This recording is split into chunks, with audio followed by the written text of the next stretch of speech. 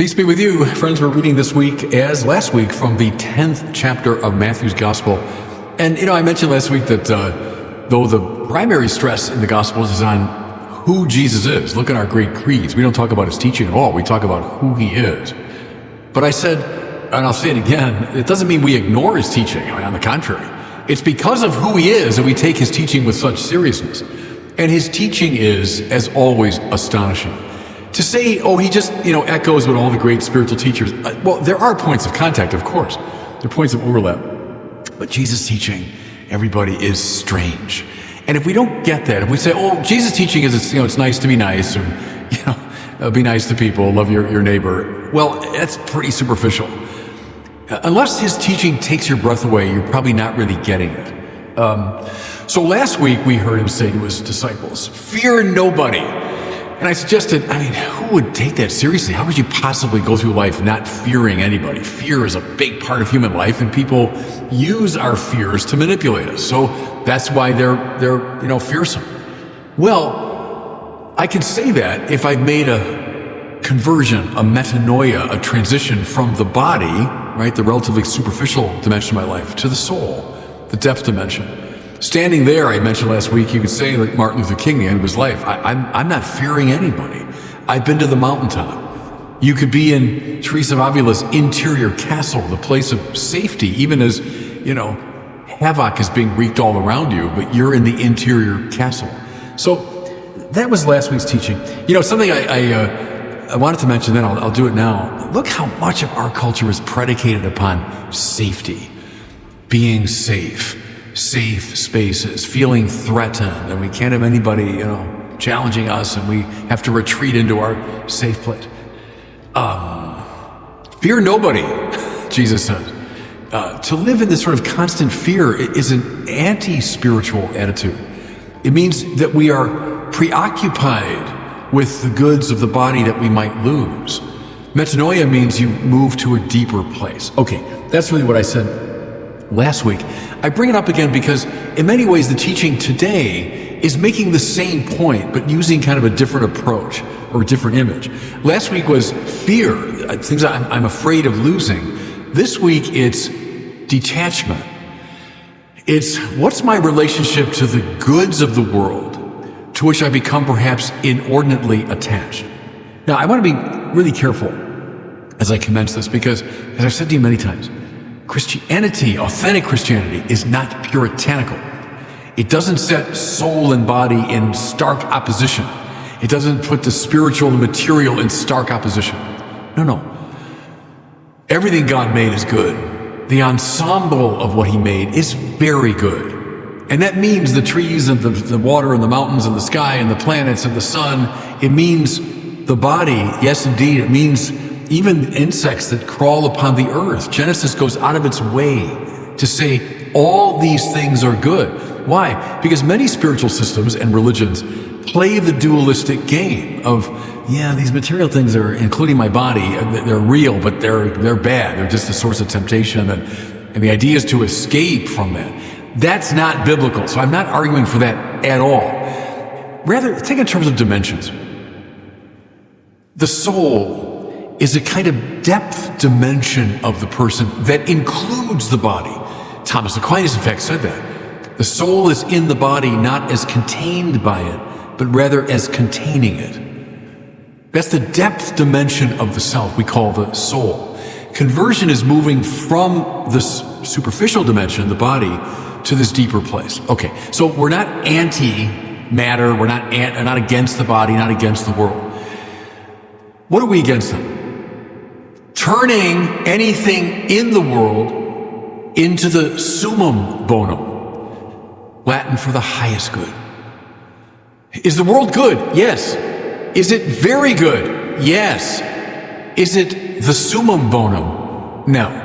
So there's the tension at the heart of Genesis, right? All these things that come forth in this beautiful, I would call it liturgical procession from God, are indeed good. But watch. They are creatures. All these things mentioned in Genesis, from the moon and stars and planets to the earth to mountains to animals, were all in different cultures at that time worshipped as gods, weren't they? Genesis keeps saying, no, no, no, no, no. These things are not God.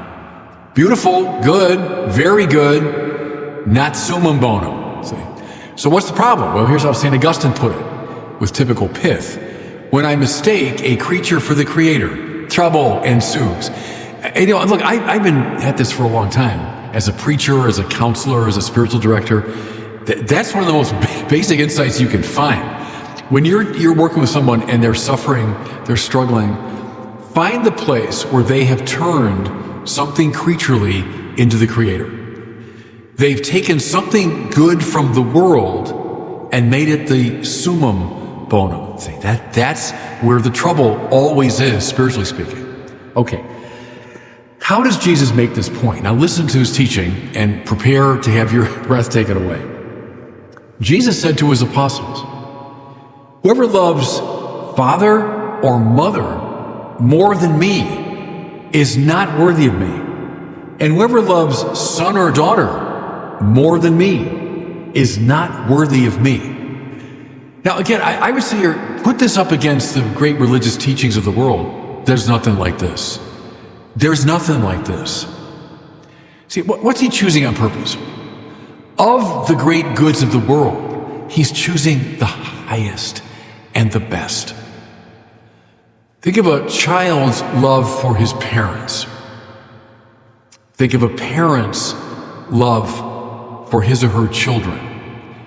Those are like the most intense connections you can find, right? Among the goods of the world, they're the highest good. Our families, the people we love the most. You say like, okay, I'll lose everything. I don't care. Take the house, take the clothes, take my job, but leave my family, and I'll be okay. We recognize them as among the goods of the world. They're the highest.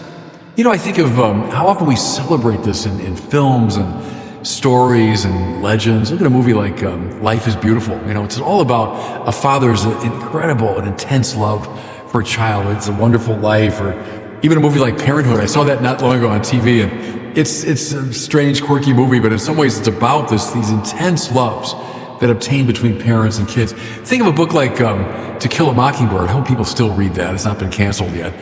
We read it, of course. Everybody read that book, and it's about a father and a child.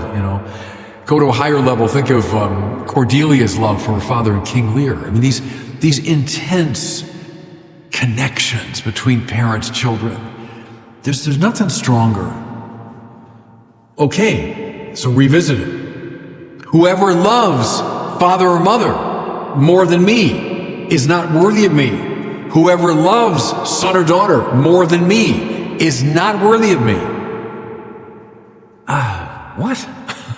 What are you saying? What's he saying? There is a summum bonum. There's a highest good that goes beyond, listen, any of the goods of the world, even the greatest, even the highest. And the spiritual life is all about making the transition to that love of the Lord. Deuteronomy 6, the Shema prayer, right? Hear, O Israel, the Lord your God is Lord alone. Therefore you shall love the Lord your God with all your heart, all your mind, all your soul. One God. We talk about the monotheism of Judaism. We affirm it every time we recite the creed. Credo in unum Deum. I believe in one God. You see, everybody, how spiritually important that is. That the operative word there is one. One. There's only one summum bonum. Highest good. Lots of goods in the world. There are the highest worldly goods, like my love, like my parents and my kids.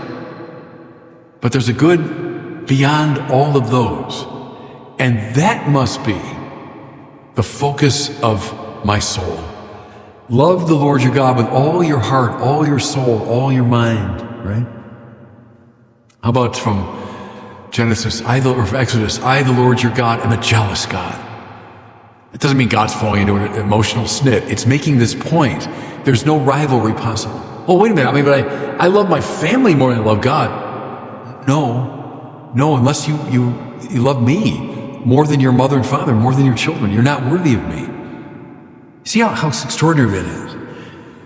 In light of this, revisit that awful story from the book of Genesis about the sacrifice of Isaac. Right?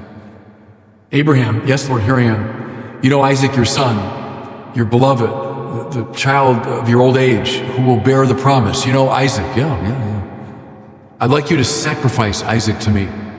Now, as we know, the Lord, sends the angel to stop the sacrifice. But what's he doing there? He's testing. Does Abraham love the Lord more even than he loves his child?